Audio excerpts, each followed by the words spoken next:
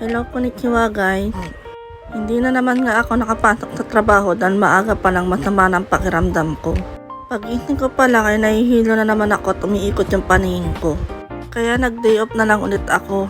At nung medyo okay na nga ang pakiramdam ko ay sinamahan ko na lang ang asawa ko sa viewing. At hapon na nga kami pumunta para namang hindi masyadong mainit. At ito na nga, nakarating na rin kami sa viewing. Waiting na lang kami na matawag ang number niya. At di na rin naman nagtagal ay tinawag na rin naman siya. Bago nga pala kami umuwi ay dumaan muna kami sa supa. At naman-tama nakatsyempo naman kami ng mga murang sakana. At yan nga ang lunutuin ko ngayon para may ulam naman kami ngayong gabi. At yan nga ang hihahalo ko sa paksiw ko, tamanegi, niniko, shoga.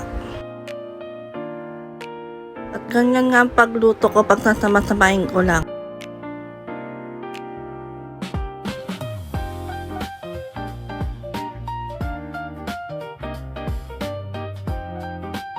At yan nga guys, no, nakaluto na rin ako.